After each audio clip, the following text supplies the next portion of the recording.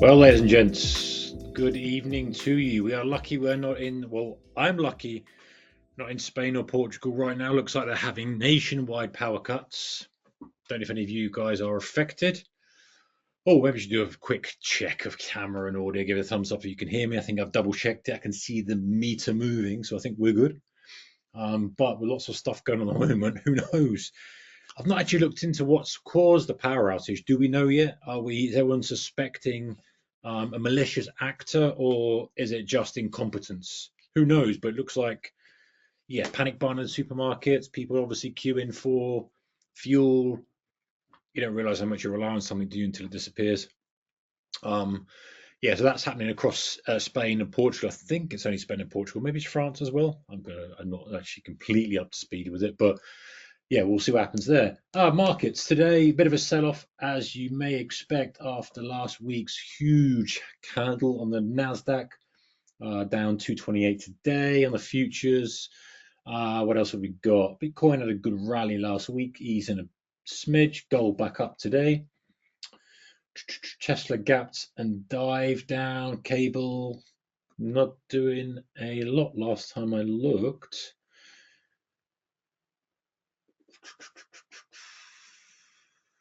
Oh, okay. Up a smidge, 107. All right, so stuff's happening. Stuff is happening. Okay, we'll get started, gents, ladies and gents, in about 40 seconds. Raising hands, guys. You can put into the chat if you like, or in the questions in the chat. If you got a question, I don't actually know what the hands do on this, but if you've got a question, just stick it in the chat or the comments. Thumbs up from whoever that was. I missed who that was, but appreciate you. Okay. Oh, by the way, before I get started, got 20 seconds.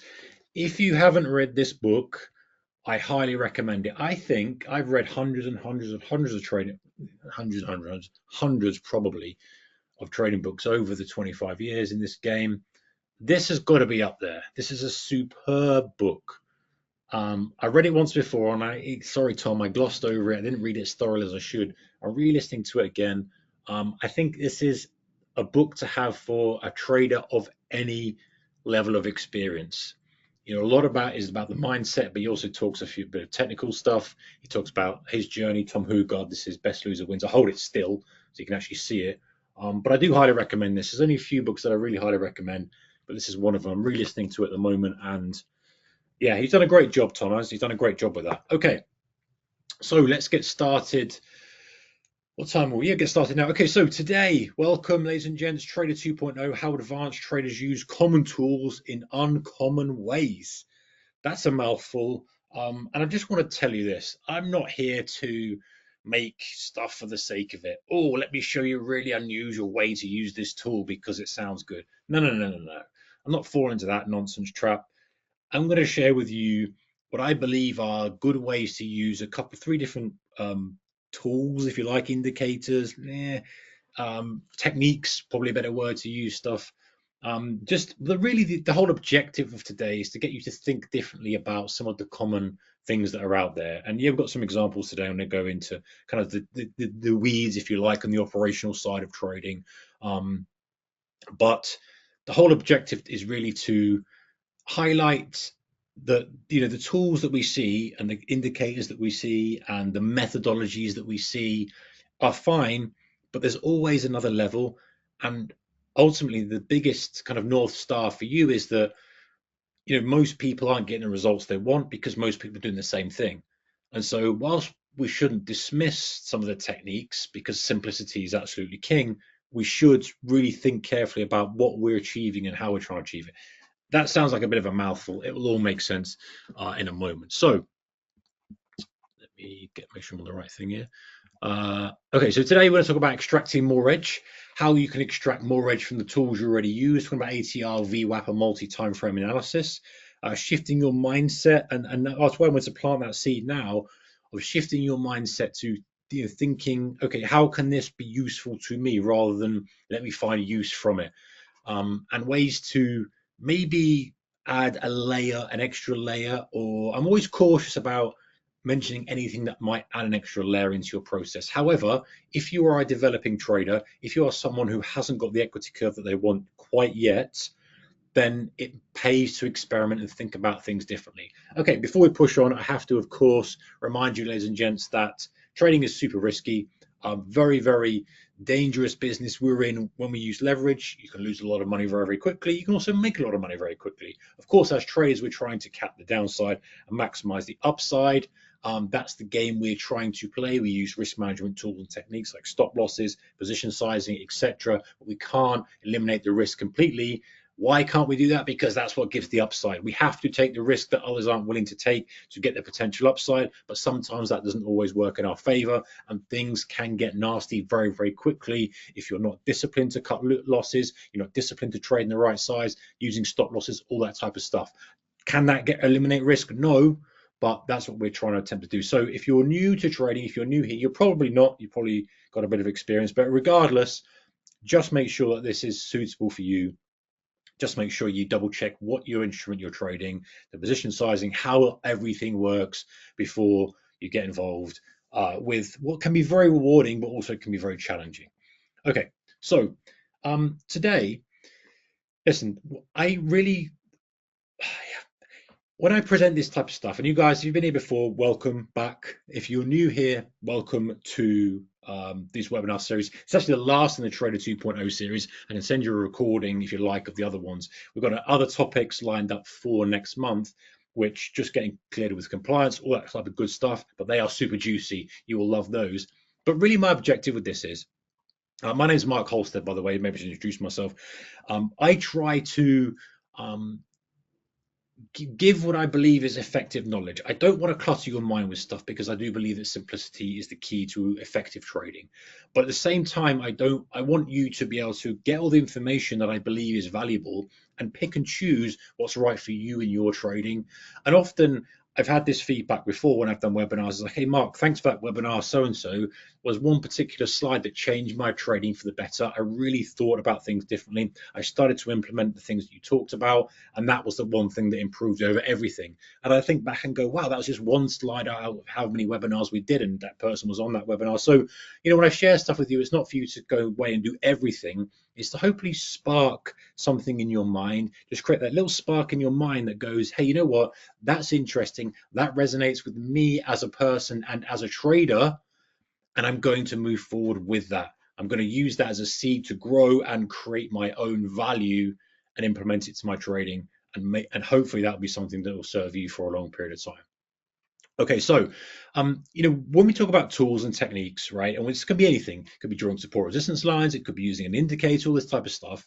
We want to really think about what are we doing? What are we trying to achieve? I've told this story before. Back in the early 2000s when I started trading, the internet was around, but it wasn't as, it sounds like an old internet wasn't around, we're using stone. No, the internet was around, but there was not the information out there. So to learn, you had to go on a course. I went on a day course in London. Went to London. I remember this guy telling us all about indicators, and stochastics was the one thing that gripped me. This overbought, oversold. I thought, whoa, it's amazing. I couldn't wait to get home. Rushed back home, got on the train, got home, got in straight away. I was loading up stochastics. And what I would do is I would put stochastics up and then I would try to find trades from that. So I didn't even know what stochastics were technically doing. I just liked the idea of oversold, overbought. And of course, the guy who was teaching us the technical analysis type of stuff, he wasn't doing it in a malicious way. He was just sharing traditional technical analysis, right? And traditional technical analysis says a stochastic reading overbought, you look to sell it, oversold, you look to buy it. In a range, we know as traders it's not quite as simple as that. And if you do that, you're going to get complete head ripped clean off. But that was the textbook type of stuff. And I remember bringing the chart up and trying to look for trades based on the stochastics, not really knowing what's going on. Fast forward 25 years, if I bring any tool into my decision-making process, waiting many more years, build 25, but I learned that actually I need to understand what I'm trying to achieve. Okay, so something to consider is to think, what are you trying to achieve by bringing in this into your decision making? Whether it's a key level bounce, whether it's a condition candle, we'll cover some ATR type stuff, whether it's VWAP, whether it's the higher time frame, lower time frame. You got to think, what am I trying to achieve here? You can't just default to, well, I'll be able to make a better trading decision. I'll be able to make more winning trades. No. That's the the beginner's way of thinking. And you're not a beginner. You're probably here now because you have some screen time, you have some experience. You're like, hey, I want to take things to the next level. Trader 2.0. You want to take things up, kick things up a gear. Whether you are struggling and want to try to get to break even, then get to profitable, you're profitable, you want to take it to the next stage, the next station, whatever it may be. And so you and I both know that actually we can't just cloud and clutter our mind with extra variables to make a decision. It has to be, well, why am I looking at this? And so reading deeper is really thinking about why you're bringing that tool in. What does that tool actually do? And actually, how effective is it going to be to help you with your trading? Because everyone's got access to tools, everyone's got access to charts, everyone's got access to support resistance lines, stochastics, VWAP, ATR, high timeframes, low timeframes. So that can't be the edge. It's how we deploy those that creates our edge. And it's very different for each person. It's very different for each person. So I just also remember that, if you're doing the same thing as everybody else, you're going to get the same results. And actually, that's something that Tom said in this book. And he looked at it from a different perspective, but it makes sense logically, right? If we want different and outsized returns, and we want to be in the elite chunk of traders, we have to think a little bit differently. Doesn't mean we have to do things completely opposite or completely wildly, although Tom would suggest that in his book. But from a kind of operational perspective, from a tools perspective, it just means thinking a little bit differently, being a little bit careful about how we deploy these things. Okay, so a quick note before we dive in. I always say this, guys, because I do have experience. Yes, got a couple of decades plus in the markets, 25 years, coming up to 25 years. But I don't stand here, perhaps like some other people, and say, I know everything, listen to me, aren't I great? Look at this, look at that. No, because that's not what trading's about. Trading's about, hey, this is what I believe is going to help you as a trader be effective and move forward. I've seen this work for other traders. I've seen this work for me, and I'll pick and choose bits that I think are worth listening to, because ultimately, your attention's valuable, your time's valuable, and you don't want to be wasted it on stuff that is completely useless or is irrelevant. And so my job is to understand that this hour you've allocated is precious time, and it's a valuable resource. So my job is to go, what is the most valuable I can give you? Is it from my own personal experience and my own trading, or is it from observing others and saying, I've seen that person fail with that. Can I share that and say, this is not what not to do? I've seen that person win. Okay, what are they doing? And share that with you. So that's where I come from with each of these webinars. Moving on to the decision-making process, we want quality decisions. We want to make the best decisions we possibly can. And so I know this goes without saying, but it's worth repeating. We're not chucking loads of indicators on our chart. And some people think, Mark, you're anti-indicator. No, I'm not anti-indicator. I use a selection of indicators I believe are effective for the job and for the conditions at hand. We'll cover those in a moment, VWAP being one of them, ATR being one of them. I use them, I think, in different ways. And like I say, I'm not going to just come up with unusual ways for the sake of it, but just thinking a little bit differently about how these things can be used, the high time frame analysis, the multi-time frame analysis, just thinking slightly different. And so whatever tool you use, RSI, stochastic, CCI, Bollinger Band, thinking a little bit more deeply about how that tool could be used. Okay, so I went to a Pepperstone event, is it 2 years ago now? Might be 2 years ago, maybe last year, I can't remember. But John Bollinger was speaking at this event. That's a picture with me, John Bollinger, me telling him all about Keltner channels. No, I'm kidding. I don't know, it's such a bad joke. I always say this joke when that picture comes up. Me chatting to John Bollinger. Anyway, the point is he invented the Bollinger Band, obviously. And most people use Bollinger Band as, okay, upper Bollinger I'm going to sell, lower Bollinger I'm going to buy. He did, but he had an extra nuance to it. He added an ATR filter. He called it the thief setup. He added an ATR filter. He added extra parameters, time parameters, range parameters, and said, hey, yes, this is a Bollinger Band. That's a standard deviation around a moving average. That's how it's calculated. However, this is how I use it. And he shared that. I think I've shared it before. You could probably go to my website, tradersmastermind.com, and I think somewhere in that webinar I've talked about it, although I didn't want to steal it blatantly and say, oh, this is the thief technique. But in a nutshell, without kind of repeating myself, the point is that the man himself who developed this indicator developed it to help him identify reversals, and he knew that 90% of the time it was noise. He's not just going to sell an upper Bollinger or buy a lower Bollinger just for the sake of it because his band is triggered. No, he added nuance, context, added a little bit of discretion there. And he said, hey, I understand what this tool is showing me.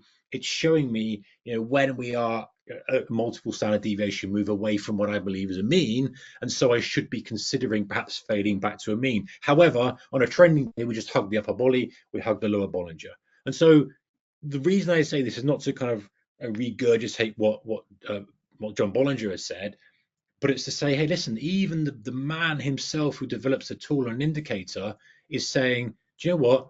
This is how I use it. It's the context. This is the way I use it. And so for you, maybe you haven't invented your own indicator. You don't need to, right?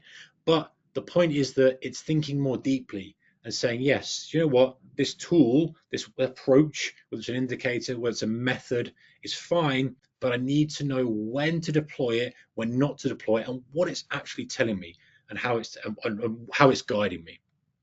Okay, so to today's focus, 3 core tools, if you like. I call them tools. I'm just trying to find words to use. There's not indicators. Let's call them tools from now on. VWAP, volume weighted average price, ATR, average true range, multi-time frame analysis. All pretty self-explanatory. Let's start with the VWAP. So to go over some old ground very, very briefly, VWAP is the volume weighted average price. Many of you know this already, but for those of you who don't, let me bring you up to speed. It's not a beginner session on VWAP, but let me just remind you. It's used by institutions and algos to benchmark value. Intraday is native to TradingView, it's native to all the platforms. As the price goes on, the VWAP will move, and it's basically a moving average but weighted by volume. So rather than a moving average that's weighted by price, exponential is weighted by current price a little bit heavier.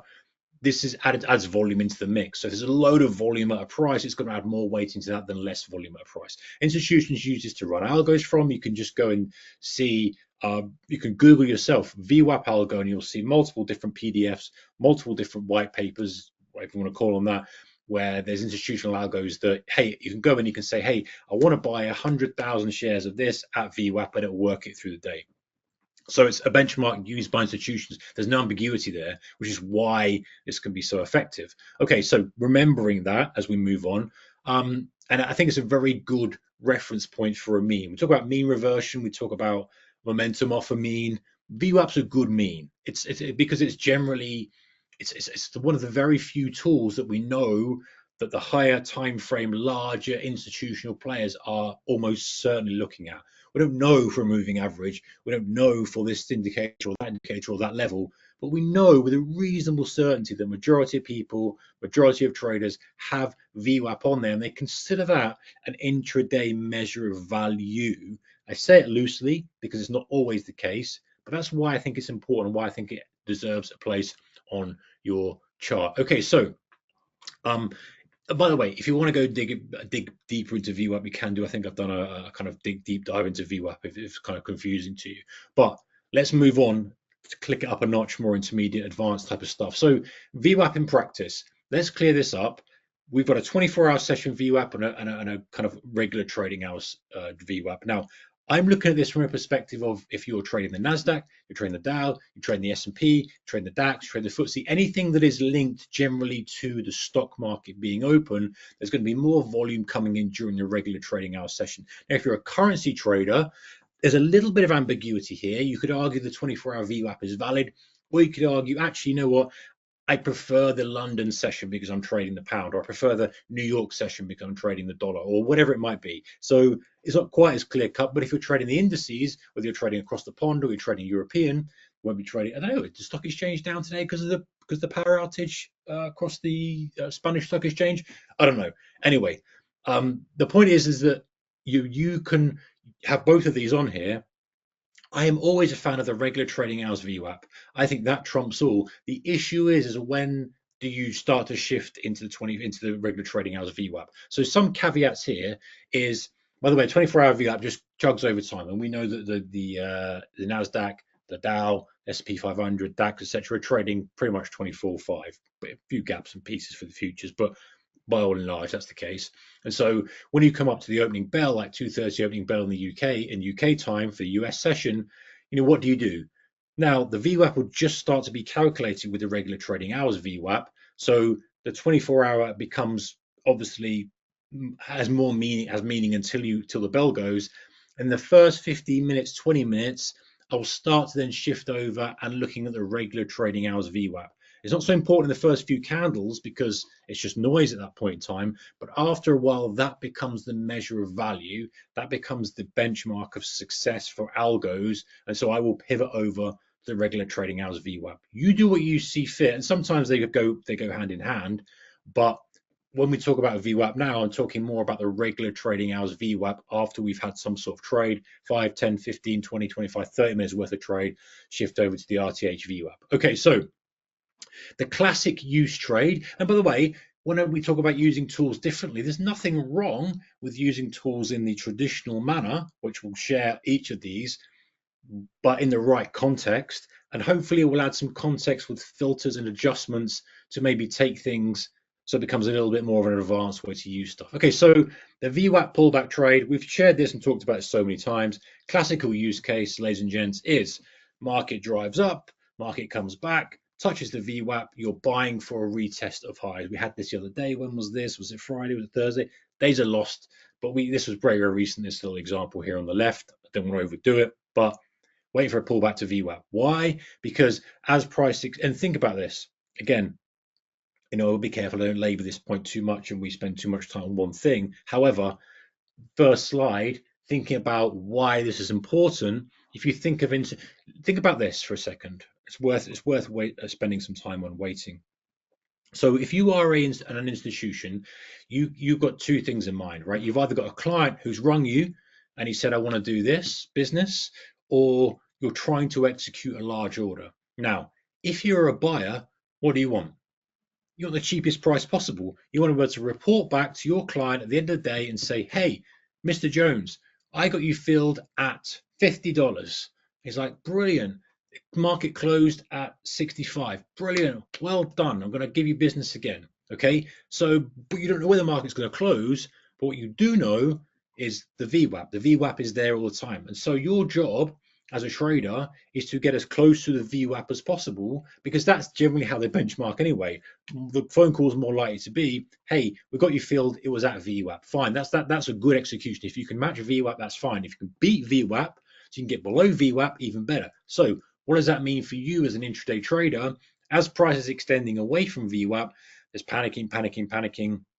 Well, say panicking more, demand coming in. You get supply demand imbalance skewing. As it comes back to the VWAP, all of a sudden now there's perceived value, because those people who are buying are getting much more value because they're basing value on the VWAP. And if they can buy at the VWAP or close to the VWAP, that's going to do very, very well for their execution at the end of the day. When they report to Mr. Jones, they say, you know what, hey, we did most of the business around VWAP. Great, well done. Have a bonus. We're going to send you all the business. And so it creates that level of demand as we come to the VWAP. On mega trend days, we never get back to the VWAP, but on some of those rotational days, we'll touch it. Now, when we have the two-way fight, and we have supply demand oscillating around VWAP, it becomes like a magnet. So price starts to push away, gets pulled back in, because no one wants to pay up too much. If you're a buyer, remember going back to that first question, if you're a buyer, what do you want? The cheapest price possible, unless you have an urgency to get the price done. There's two types of pressure. One, get the damn order done. Two, get the best possible price. That's why at the end of the day, we see a lot of urgency and no one cares what price they get, especially when it's a massive trend day, because they need to get the order done. That becomes more the priority. However, when you're in the middle of the day, think about an institution getting an order done. Yes, they've got the rest of the day to do it, so they don't feel as much pressure on the time. Then the price comes into play. They're like, hey, we've done a chunk of this order. Now we're really paying up. Let's not pay up too much. Let's wait a bit and see what happens. So they back off. And if you imagine that for many, many institutions, many, many buyers, that causes the price to drift back up. This example, by the way, was not that. This was more of something different, something hitting the wire. But price then drifts back up, off to VWAP. Then they become more active again because they're getting the price they want. They're like, hey, this is cheap for us because we want to get the best possible price. Let's start buying again. And so that creates a natural demand as you approach back to VWAP, whichever way you're approaching it. So when we're thinking as traders, why is this important? That's why it's important, because the participants on the other side of the trade, the people who are going to buy the market after you've bought it, the only reason it's going to go up, or sell it after you've shorted it for it to go down, are people who perceive VWAP to be value and have orders to be done. We never know this. We're just hypothesizing this, but as traders, that's our job. Who's trapped? Who's doing what business? How urgent are they? Are they price sensitive? Are they time sensitive? and just understanding the nature of the ebbs and flows of supply, demand, and the rotations in the market. So traditional classic use case, price falls back to VWAP, bounces off VWAP. You're kind of buying out of VWAP, you're buying as it crosses back up above VWAP as it's gone through. We probably know this already. Works best in nice, clean, trending days. Okay, so I think a more, let's say the word advanced, but a deeper way to think about VWAP is to think, hey, do you know what? Why don't I use it as a filter for trade direction? So this very useful thing, if you find yourself looking at your bottom at the end of the day and going, why did I take so many trades? The one thing you should probably explore is some kind of filter. Maybe not this, but maybe it is. And by a filter, I mean, hey, I'm only going to take this type of trade with the objective of reducing the number of trades you're taking in the day, because you and I both know that the more trades you take, you generally have a worse result P&L on the day. The fewer trades you take, generally correlation is causation here, is that actually there tends to be better trades. So filter low conviction trades. When the VWAP is sloping up, and you have because it takes a lot for it to slope up, right? It's got to be like persistent volume, persistent increase in price. VWAP starts to slope up, only looking to take long trades. So you're buying those pullbacks, you're buying those bull flags, you're buying those little range break fake Wyckoff spring type trades at the top of consolidations before the VWAP slopes out again. And it just helps you stay aligned with the actual ebb and flow of the market. Now, we'll add ATR into the mix in a moment to say when to stop doing that, but that's a good guidance. And if it's sloping down, only looking for shorts. Now you might say, yeah, Mark, that just means I'm just going to be buying at highs and selling into lows. Well, yes, maybe, but I would hazard a guess the majority of your losing trades come from fighting a trend that you thought was going to end way sooner than it does. And so this just helps you say, you know what, the VWAP is sloping up, the bars are in control, we've got plenty of upside potentially to go. My single job here as a trader is to try and buy a pullback. That's it. I'm not trying to be smart, I'm not trying to do anything else, just try and buy a pullback. Now, the exceptions are when we get these exhaustion type moves. So we'll cover those in a moment with the ATR. If we have like a real flush in one direction, a real flush in the upside or downside, fading those, dragging the stop up to de-risk the trade, cash flowing the trade as you get the pop, and then looking for a further move back to VWAP, fine. But I think generally it's a good rule of thumb. Now, do you have to do exactly this? No, absolutely not. But consider what the VWAP is, why it's important, and why a sloping VWAP would be quite useful to use as a filter. So example here on the NASDAQ, whatever this date was, sloping down, only looking for shorts. And that means, yes, you missed that drive off the low if that's not your thing. And then as it starts to flatten out, you could be more flexible. So I don't think I added that in the slide, but a sloping VWAP, you consider just taking shorts only, or an exhaustion move for a scalp cash flow type of trade. When it flattens out, then you can be more flexible. You can say, hey, if we're rotating around the VWAP, but the VWAP is flat, that generally indicates there's an indecision here. It's a two-way trade. It's a rotation type market. I want to blend in with the conditions and the rhythm and the structure. So I don't want to be chasing at highs. I want to be looking for kind of double tops, double bottoms, fading moves around the VWAP. Or if it does extend, I'm happy to do that. So there's a little bit more flexibility. But if you want to be extra defensive and you're trying to reduce the number of trades you're taking, then maybe you don't take trades on a flat VWAP. That's one way to do it. So VWAP slope matters. Okay. The other thing is the anchored VWAP.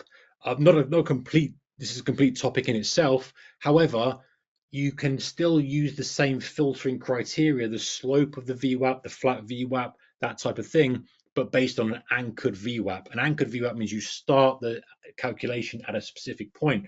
So a high, a low, a weekly, first of the month, first trading day of the month, first trading day of the week, FOMC day, CPI day, news day, etc. And you can use it as a filter. Example is gold. On the 1 hour chart, anchoring it to the low of the last swing when we had where the tariff shock came in. That shows you that very often price has not even gone below that, and it's kind of got near it a couple of times in a row the last few days, last week. So if you use that filter as a filter and you were higher time frame trader, you'd be like, okay, I'm only aligning long. I'm using the anchored VWAP on a higher time frame. So maybe a few swing traders out there, position traders. higher time frame, and I'm only going to look for longs whilst the VWAP is sloping. Now it's flattening out slightly, so maybe you go, oh, maybe there's a two-way trade here, but it's that sort of rule of thumb. Okay, so that's VWAP bands. This is probably again another topic in itself. I wanted to mention it because very often the default setting on TradingView, I believe, is like a standard. I might be wrong here, and you can correct me if I'm wrong. I believe is a standard deviation band. I don't like those at all. I think that they don't have any value whatsoever. I prefer to use a fixed band. And by a fixed band, I mean a fixed number of dollars, pips, whatever asset you're trading on, whatever points, whatever you're trading, and kind of frame it based on the rhythm of the market you've got and say, you know what? Because this is the thing with trading, right? We can calibrate to one condition. The market gives us a completely different condition when the day opens up. You think, oh, it's going to be a massive trend, then it just sits there and oscillates around VWAP. Well, if it does that, create a band either side and say, hey, you know what? That's a flat VWAP, so I'm allowed to do a bit of both. I'm allowed to buy and sell. How do I structure my place to buy and sell? Well, actually, in the first hour of the trading, first 2 hours of the trading day, let's say, or the first 5 hours, whatever it might be, we weren't going more than 200 points above, 100 points above VWAP, 100 points down the VWAP. So let me use that as a reference point for the rest of the day and maybe align some trades along that. And unless we break clear of it, I'm going to use that as my kind of entry point. My target is my VWAP, my stop is my second band. So I've oversimplified it and glossed over it, but I think these can be effective, but I only personally like to use the fixed dollar amount VWAP bands. I don't know if they're native to TradingView, but they're very easy to code up if you don't have them already. Okay, let's move on to ATR. So I like VWAP. VWAP is a permanent fixture on my chart, and I think maybe you should consider it. Now let's talk about ATR, average true range. So people use ATR in all sorts of ways. And I like to use it in some of the more traditional ways, fine. I like to use those, but also I like to use it in slightly unusual ways as well. So ATR measures your average true range, average range of the bar over X period. So if it's a 10-day ATR, 10-period ATR on a daily chart, it's the average range over the 10-day period. 10-period ATR on a 1 minute, it's the average range over the 10 minutes of each bar. I think you know this already, but worth repeating. So the way that I like to use ATR and the way that maybe is considered is to say, hey, what is ATR actually telling me? ATR is telling me the average range, and true range just means it takes into account gaps, the average range of that bar. Average. The key word is average there. And so what's average is something that's it's not quite the mode, it's not most likely to happen, but it's giving you a good approximation of what the typical trading day is like. And if you had a normal distribution, and I'm not a mathematician, so someone like, well, actually, it's not technically that. But the way I look at it is like, okay, average means that most of the days are going to fit in that kind of peak of the curve. And we're going to say it's a $400 average range in the trading day on the NASDAQ on the 24-hour session. So we expect a range from low to high of $400. Okay, fine. Some days you're going to get 600, some going to get 500, some going to get 200, but average. Now, most people use it like that. And most people start the day off and say, okay, here's the open. If we rally straight off the open 400, where would it take us? If we sold off straight off the open 400, where would it take us? Once the high or low starts to get in, maybe it puts like in this example here, puts an early high in, starts to roll over. You then frame the 400 and say, well, actually, that's the most likely scenario of where we head intraday in terms of range. That's fine. And okay, we use that as a reference point, and I think that's valuable. I think that if you were looking to kind of get short below that level, as it starts to come up to the $400 range, you might not want to press the short because like, hang on a second, it's a normal day so far. Nothing's really stood out as wild here.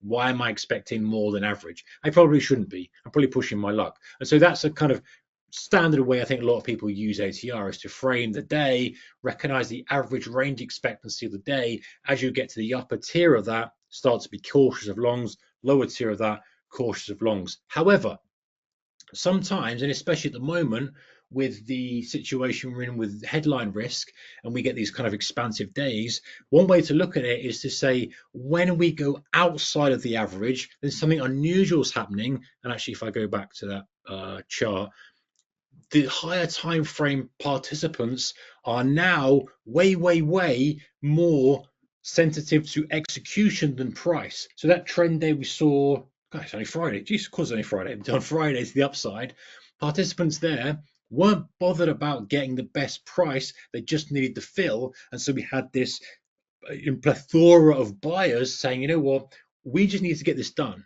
right? And so they were buying and buying and buying and buying and buying. Now they would have loved for the price to come back to VWAP and buy it. They would have loved that. And we're talking about the US equity market here, but it didn't happen. And so they were forced to just keep buying and keep buying and keep buying and keep buying. And once we did more than the normal range very early in the day, if we did that $400 range very early in the day and we kept going, then you change your calibration as a trader. This is how you use ATR slightly differently. You say, we are in a different market environment now. We are in, and every man for himself is just trying to buy this thing. I need to align myself with that, and I need to make the assumption, rightly or wrongly, hindsight final Friday, that we're going to close at highs. It's going to be a trend day scenario, and the attributes of a trend day are opens at the lower end, close at the top end, top 10% of the market, flip it if you're looking at a downtrend day. So, ATR can be very useful when it's normal. You trade under normal conditions. When we start breaking out of the normal and the average, you go, okay, different playbook now. The playbook now is that I believe that everybody is positioned for whatever reason, and their thinking is, I need to get this done. I don't particularly care about price. I'm more time sensitive. What's bothering them is, hey, do you know what? We've got 50,000 units left to do. I'm making these numbers up, and we've only done 25,000 of them. And it's midway through the day. We've been waiting for price to pull back. This is a buy order. This needs to damn well be done. Yeah, but we've been bidding under the lows, and we've hardly been getting filled. Okay, we need to get more aggressive. And that's why you see this kind of momentum of the trend start to expand and start to pick up. So thinking, one thing I always like to do is think, who's on the other side of my trade, who's thinking longer term, who's going to make the market go up after I bought it, who's going to buy after I bought it for me to make a profit on the trade. Okay, so that's the ATR. It's very, very industry standard way of using it as well is to consider a stop placement. So if you struggle with stops and you sometimes put them below key levels and you start getting pinged out, consider using a fixed stop. ATR, set it on a 10 period and use two times the ATR. So ATR at the top there, I've just got a 10 period. It's running at $10, use $20 stop.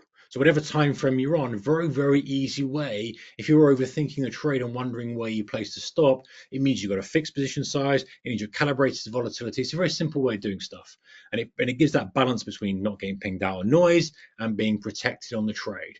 And one way to also consider using the ATR is as a trailing stop. So when we have these expansive trend days, saying to yourself, and by the way, you can get this from TradingView, you say to yourself, hang on a second, I'm going to use a two period, two times my 10 period ATR as a stop.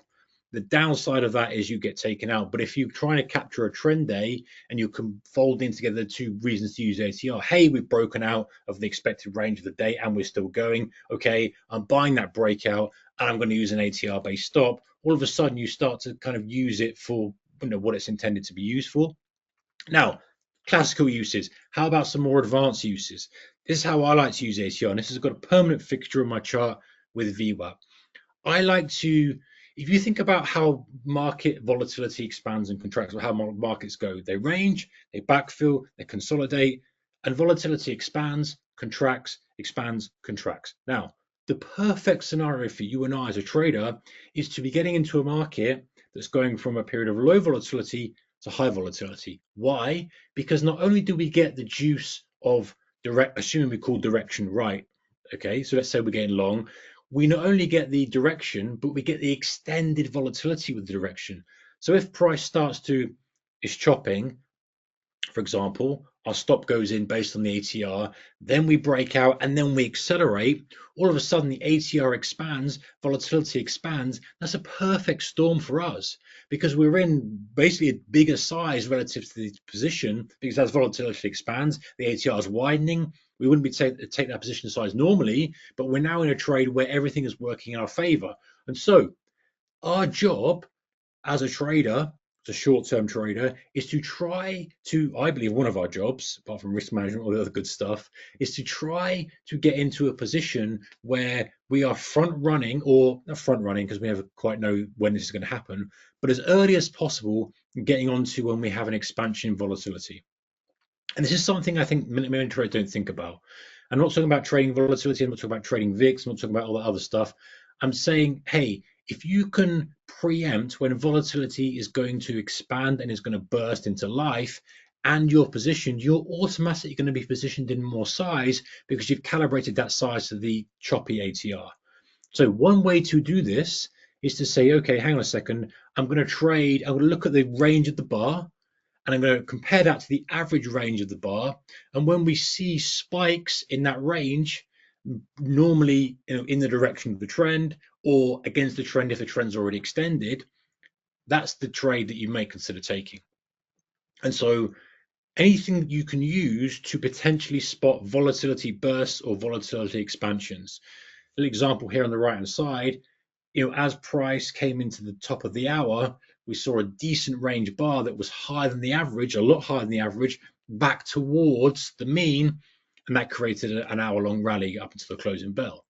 Now, however you frame this, and I don't want to force kind of a strategy down your throat, but what I do want to say is, hey, if you can think about ATR a little bit more in an advanced manner, that would differently from everybody else, using it as a stop, using it as a range tool, all valid, but you say, hang on a second, ATR expands and contracts. If I can be there when the ATR starts to expand, I can get double bang for my buck. Of course, it's not always going to work out. You have to have a stop loss, and risk management goes without saying. But if you start to be in there, yourself, you've probably been on a trade where you've kind of held the trade, it's gone up, and it's suddenly broken out. And all of a sudden, you've waited an hour for it to break out, and it does an hour's worth of move in 5 minutes. Perfect as a trader. It's perfect scenario because you go, thanks very much. I've made 5 minutes profit. I'm up 5R in 5 minutes just because I've had that volatility expand. And so, as a trader, our job is to kind of work with those expansions and contractions and try to find, hey, not just direction of price, fine, that's going to work. If you get the direction right, that's going to be a good trade. But if you can find the direction right and when the volatility is going to expand, you get double bang for your buck. And that's when you get multiple R's on your trade because you're calibrated to this volatility that expands in your favor. And, that's when you can really get some numbers on the board. Of course, not always. That's why risk management has to play a key role, but it's just that extra layer of thinking as a trader. Direction, fine. Volatility expansion, that's the next level thinking. Okay, so final thing, or final theme here, and we'll go back and revisit stuff if you have some questions. So a lot of people use this multi-timeframe confluence of saying, hey, you know what? I want the daily chart to be up. I want this chart to be up. I want everything to be aligned.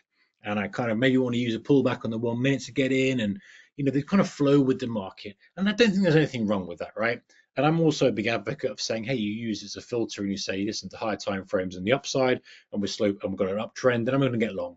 I'm going to look for longs. So, I don't think this is a wrong approach. However, this can be super powerful, just like the ATR trying to read when the volatility is going to expand can kind of really give you more bang for your buck on your trade. This also aligns with that. When you can combine them, when you get it right, it can be super powerful. So one way to look at it is to kind of look at your higher time frame patterns and say, hey, do you know what? Technical analysis, where you've got Wyckoff spring, maybe you've got whatever it might be, a breakout, a bull flag, a kind of reversal of lows, a wick blow, whatever it might be. I'll try example in a moment for you, but that's happening on a higher time frame, right? And so you see that emerge on the higher time frame, but use a lower time frame as a trigger. And you're like, well, why do I do that? Well, the reason you do that is because you're staying one step ahead and saying that higher time frame could form this pattern that I believe is a reversal pattern or continuation pattern, whatever that might be for you. However, that's got to start with a candle on the lower time frames. And so, a lot of things have got to kind of stack up in your favor here. But again, this is when it's not going to happen all the time. And, you've got to accept that this is a numbers game. But if you do get it, then things are going to happen very, very quickly for you. So I showed an example that hopefully will become more clear in a moment. So one way of doing it is to preempt a higher time frame pattern. I'll show you that in a second. Or you can use a higher time frame as a filter. For many of you, again, reducing the amount of poor trades or trades that weren't really matching the criteria is the challenge.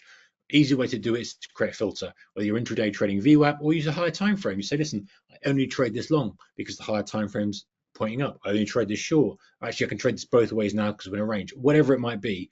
And that helps keep you with the rising tide. It helps keep you aligned with what the higher time frame money is doing. That's a simple way of doing stuff. And could the lower time frame trigger a higher time frame pattern? Okay, so let me show you this. So example here, okay, this is kind of what you would look for. You've got the Dow, for example, market's pushed up.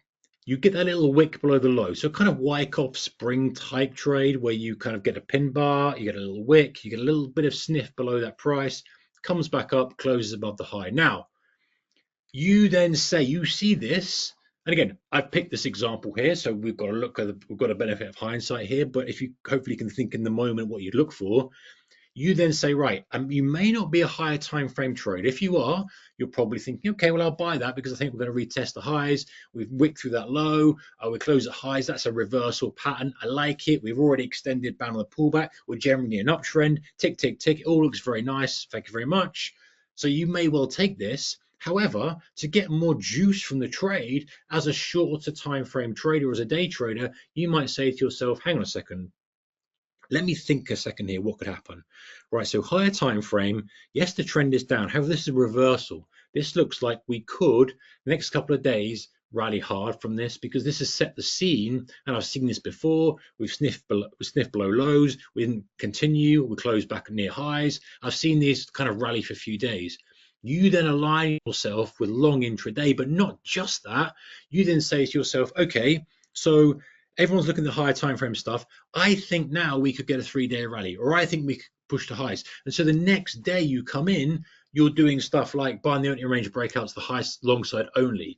You're buying a fake out to the downside and then getting long off that. You're aligning yourself long with aggression early on because your belief as you're trading on the higher time frame. You're saying, I think we're going to put in a solid green day or a couple of green days because we put the bar and we did yesterday. So today I'm going to be super aggressive by looking to get on that.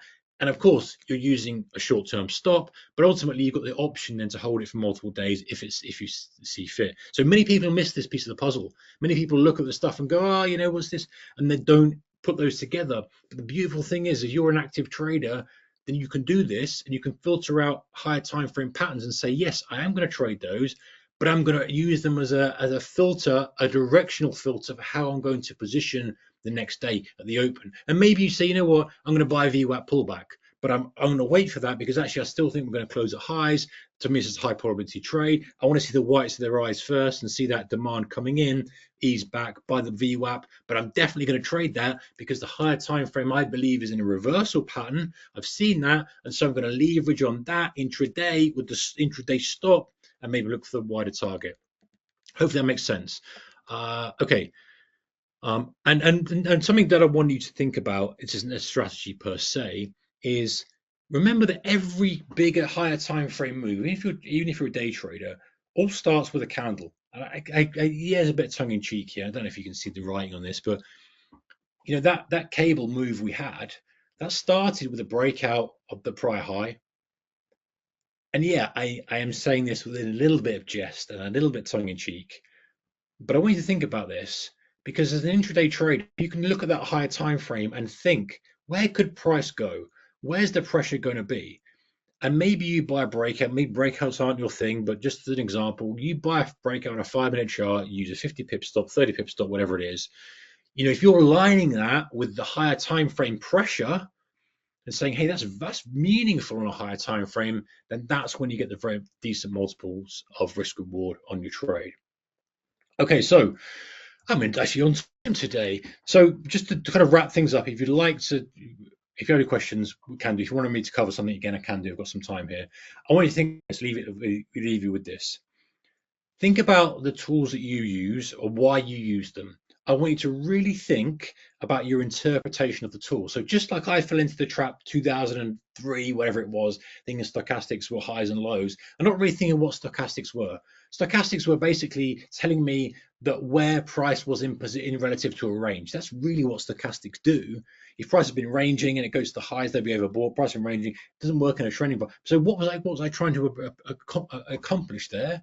So what you're using ATR, using VWAP, using moving average, Bollinger Band, Keltner, CCI, I'll rattle off hundreds of them. It's your interpretation of why is that valuable. So just like John Bollinger, and he said, hey, you know what? a lot of people think Bollinger Bands is fading these hyperbolic, lower body. No, it couldn't be further. That's not why I built them.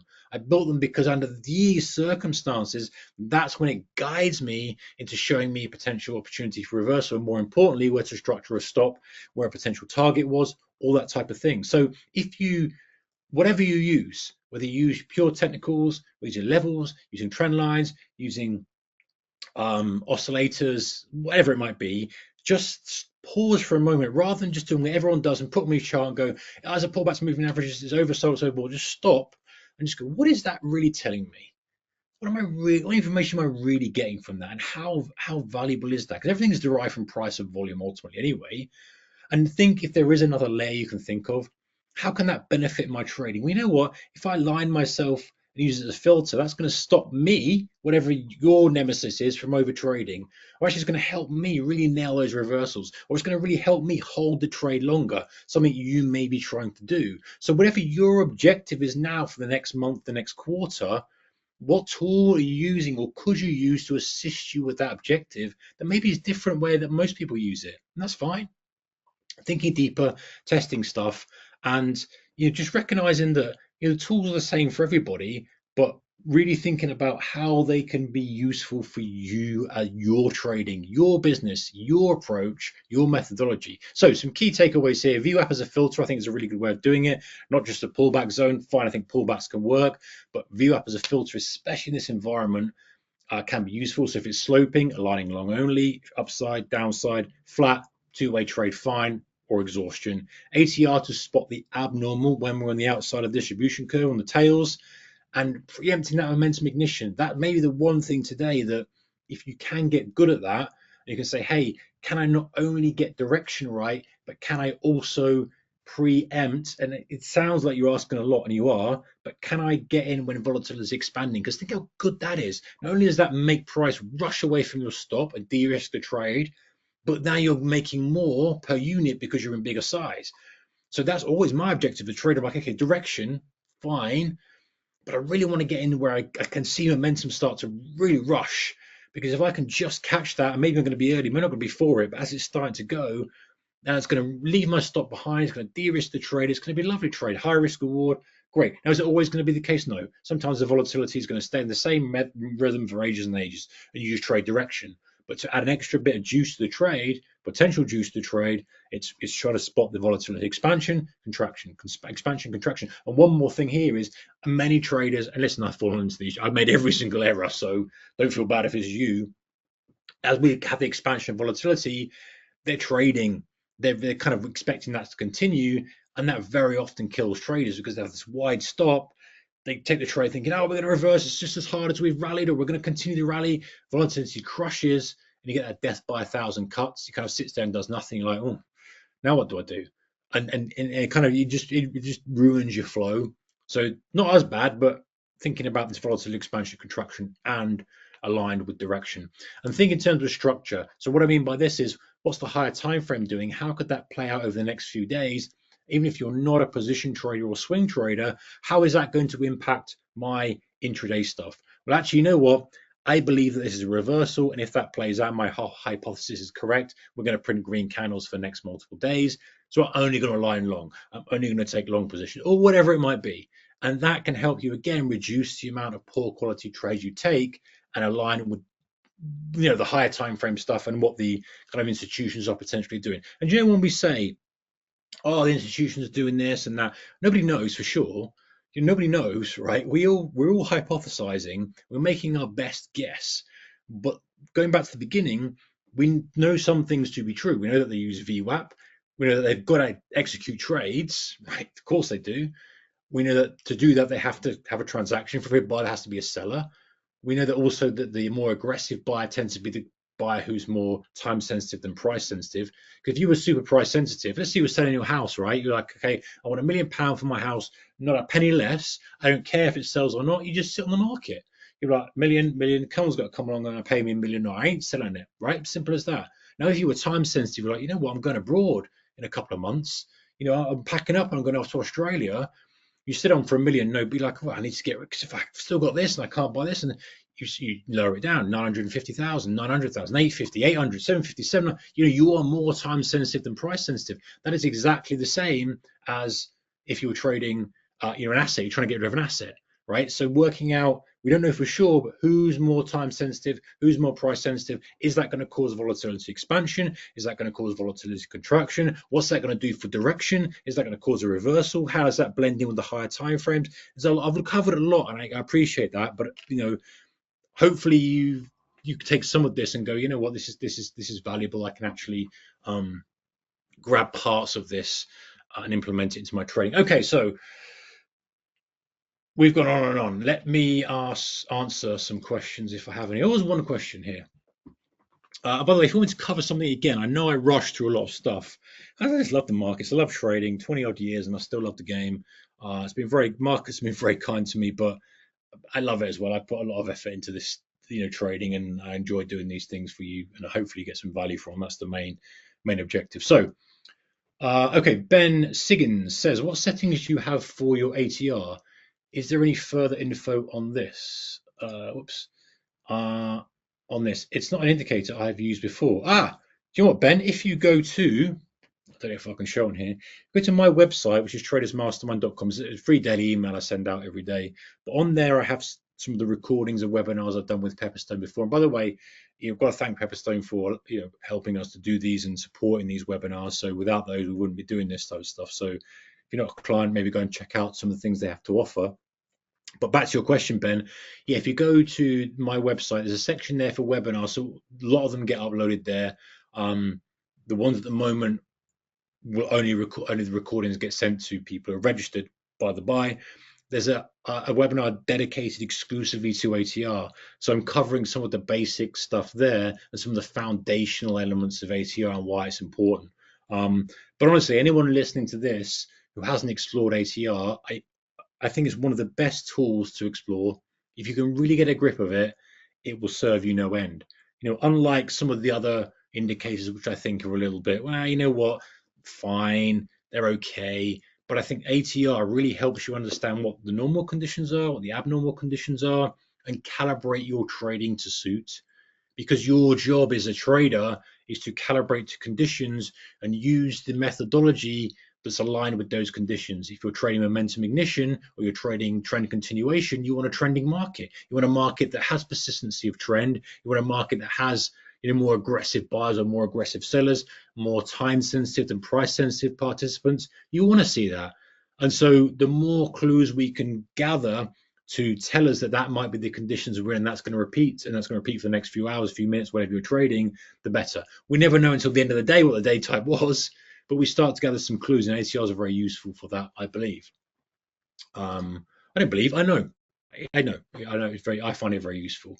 Okay, Alex says, hey Alex, hey Mark, I really appreciate these webinars and your Q&As. Thank you so much. Appreciate that, pal. Quick question, in fast-moving sessions, how do you recognize when a failed setup becomes a real trap opportunity in the opposite direction instead of just being random noise? Hey, Alex, the fact that you're asking that question shows me you are spotting these. And if you're spotting these, you can capture them. So when the price fails, right? If the price is a classic one breaking down to the downside, looks like it's about to crumble, looks like, oh, hell's going to break loose. Man, the world is going to end. This market's going to free fall. Bang, bid comes straight in and holds. Then when this looks different, this smells different. I've seen this movie before. I'm going to take it longer, but stop below the low and see where this takes me. So when the structure of that setup changes completely, put yourself in the position of the breakout seller or whatever it is. When do they go, oh, sugar, this is not looking good. I need to get out. When you see the opposite side getting trapped and they were taking the classical trade, the classical setup that hasn't worked, what point is that in the chart? And then I think is the point where you pivot. And maybe you're a trader, Alex, who only trades failed patterns. I have to say I like failed patterns a hell of a lot more than normal pattern. Now, I say that if there's a nice tight high flag, like on Friday, a nice tight high flag, pulling back slightly, then fine. It's bread and butter stuff. There's a propensity of trend there. You've got aggression. Fine. I'm not going to always be a contrarian for the sake of it, but very often if you see something setting up that then fails, often you get a rip in the other direction. So I hope that's helped, Alex. Okay. Ben says, thank you, great webinar, heading to the website. Now, good stuff, Ben. Yeah, look to the webinar section, you'll find loads of content there, actually, free content. Jamie Jones says, hello, Mark. I'm having a mental block. How do you get past it? Thanks. So mental block, I guess it depends on what you mean by this, Jamie. Is it pulling the trigger? Is it feeling lack of confidence in your trading? Are you slipping in discipline? Are you struggling to do a specific thing? A lot of challenges with trading come from really the way that, hey, well, it's perfect. Read this book is a good starting point, actually, if you haven't already, Jamie. But really, a lot of trading comes from building confidence. You can't build confidence. A lot of people say I can't build confidence without results. This chicken egg scenario. But you're building a process and really identifying yourself as a trader who does things correctly, as a man who conducts himself in the markets as you would want to. So imagining a trader you want to become, where you headed, how does he look, how does he feel, how does he react, how does he prepare for the trading day, what trades did he take, and then just mirroring that and saying to yourself, you know what, that trader who I'm becoming doesn't just dive in and just trade. He prepares. Now, I'm not saying you don't prepare, but this is part of the game of just elevating your standards as a trader and really you're just trying to get some kind of some confidence back. But it depends what the mental block is. But that's a big thing. Actually, covers a selection of different things. Okay, so Ivan says, "Hey Mark, what are your thoughts on using moving averages to filter out scalping? What are your thoughts on using moving averages to filter out scalping trades on 1 minute charts? An 8+ years Ecuadorian follower." Hey Ivan, good to see you. Good to hear from you, pal. And I've heard from you many times before, but glad you're here. My thoughts on using moving average to filter out scalping trade. Yep, I think it's a great idea. Look on Friday's action if you're trading the MQ. You use a 10 period moving average, 9 period moving average, and you were trying to align long at any time we're above that. That was keeping you on side for a long period of time. Now, there are times when if you're oscillating around a moving average, you're like, listen, man, this is choppy as hell. And a nemesis, the biggest nemesis for a scalper, as you'll know, Ivan, is chop and slop. So you don't want those barbed wire candles, or I call dirty candles. You don't want red, green, red, green. So maybe your filter is primarily I always like to think of filters to keep me out of crap trades. And so as a scalper, you just don't want stuff that's just oscillating around. Okay, fine. If it's ripped to the downside and it's flagging, that's different. But if it's just doing nothing, so first of all, the filter for that, I don't want to get involved at all. I think a secondary filter might be two things as a scalper. If we've had a persistent trend one way or the other, and then we get a pullback, the first pullback to a 10 period or a 20 period, whatever you do, I'll take that and I'll always look to align. The second one might be, hey, for an exhaustion, because a scalper is always very good at exhaustion, is when we really extend after we've had multiple bars below a 10 period moving average, and then we get super extended away from it, watching that tape pause for a pop back up, that might be another filtered kind of thing that you put into play. So yeah, absolutely. I think it's a great idea. Gary says, thanks always, Mark. Thanks, Gary. Hey, listen, there's some faces that come on all the time, every week after week after week. You're the guys that are going to move the needle and kick trading up a gear. It might sometimes not feel like it. You feel like you're plodding away, plodding away, plodding away, plodding away, plodding away. But just like the analogy, was an analogy another trader gave years ago, watering a bamboo plant. Bamboo takes years and years and years to come out of the soil, but when it does, it just rips. Also, I think that's like a trader. You water it, nothing's happening. Come on, do something. People give up, walk away. They go and do something else. But actually, the ones that keep watering, one day you come back to the soil and it starts to sprout, and then it's like it just takes off. I think it feels like trading's a bit like that. So you guys who are showing up or watching the recording week after week after week, maybe not every webinar hits the spot for you, but I think if you're allocating resources and time to improving your trading, then I think can only be a good thing. Pedro says, what are the best ATR settings for different trading styles, and how should I adjust the ATR period for scalping, day trading, and swing trading? Yeah, Pedro, if you go to my website, it's tradersmastermind.com, webinar section, that probably covers ATR, the foundations in more depth. I like to use a 10 period just because I prefer to see in recency. I think when we do 20, again, there's no right or wrong here. I'm not going to say you shouldn't do 20, but for me, it's a little bit far back. So broadly speaking, I like a 20 period. I like comparing the current range of the bar to that, 10 that 10 period. And I don't change it depending on whether I'm swing trade, whether I'm looking for a multi-day move, or whether I'm looking for a kind of 30-second pop off a low. Pedro says, thank you. Jamie Jones says, in terms of equity growth, remind me how you phrase that, Jamie. Mental block. Okay, so maybe you're hitting a specific price, a specific equity curve value, or sorry, a specific account value and struggling to get over that. If the way you phrased it suggests that maybe there's a mental block of getting over a certain level.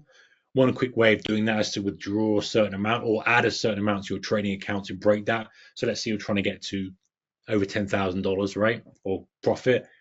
You go to that, or pounds, whatever it might be, you keep hitting it, and get a mental block over it. Deposit another 1,204. So your choice, you decide how to allocate your capital. But that breaks that mental framework of, oh, I keep hitting that 10K, 10K, 10K, or withdraw some. And that just sometimes these little hacks and tricks just help you think of things differently. Grant says another popular fate, or regular, should I say? Grant says, thank you. Thank you, Mark. Appreciate that, Grant. Big fan of Tom Hougaard's book. Taking his advice has not been immediately profitable, but I think it's leading me to greener pasture. Do you have or know any advice resources on non-timeframe charting, volume/range charts? That's an interesting question, Grant. Do I have any results? I'm trying to think of who really likes to use the range charts. There's a trader. It's on the tip of my tongue, man.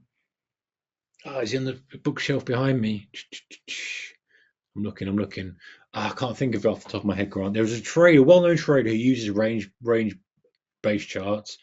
Do you know what? I think I've probably got your right. I've got your email there. I'm going to write it down. If it comes to me, I'm going to email you. You know what? I'm going to write down a screenshot it, man. We're in 2025. I'm going to be writing stuff down. All right. Thank you, Grant. Yeah, I don't have the answer for you right this second, pal, but I know there's somebody.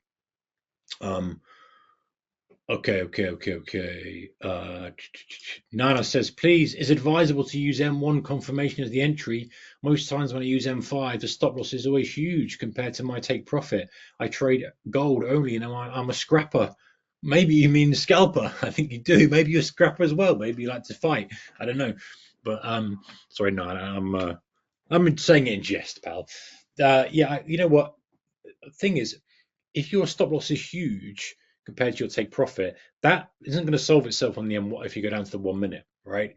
Your issue there is not framing the trade correctly. If you're using a huge stop, then the target has to be huge in your words as well. Now you don't tighten the stop for the sake of it, but maybe the trade isn't valid. If you've got to have such a wide stop, then think about if you take that 100 times in a row, you've got to be right a lot for you to make it worthwhile if your stop is wide compared to your take profit. Now that can be fine if you've got a high win rate, but if you haven't, then that's not a profitable strategy. So maybe the answer isn't to go down the time frame, pal. Maybe the answer there is to go, you know what, I need to, be a bit smarter about where I'm placing my stops. So maybe that's the angle of attack for you. Beth says, thank you very much. Thank you, Beth. Appreciate you as always. Grant says, okay, thanks. Anthony says, was it Paul Tudor Jones? It might have been Anthony, but I'm sure there's a book, man. There's a book somewhere in my other bookshelf, and he's all about range charts. It's normally there. I normally have them all there. It's my priority. I have them all there, but I don't know which one it is. I'll follow up with you. But yeah, good suggestion, Anthony. Anyway, Ricardo says, thanks for the valuable information. Can you please walk us through your favorite setups? You know what? I could probably do a webinar on that, Ricardo. I've covered a lot of those in the momentum ignition and mean reversion webinars, and all those are still valid. There might be a few that are less valid now per se, but momentum ignition stuff definitely. Maybe we'll do a kind of renew and review of some of the things that I've done for the past month or so that I think are valuable, and share those with you at some point. But we've got a new topic, a new theme coming next month. I think we'll have to do the registration. So when I send out the registration, please sign up for that to make sure you are email on point and on you're informed when we're doing the webinars and stuff. But I think we'll call it an evening there. That's all the questions. Just double checking. I think it is. Right. Thank you, ladies and gents. It's been a pleasure as always. I like doing these. I hope you get value from them. I hope it helps your trading. Keep the risk managed as always. And I shall see you I think we're on Monday next week, but you'll get an email from me and get all the details, all the juicy information about the theme, topics, etc. Take care, ladies and gents. Bye bye.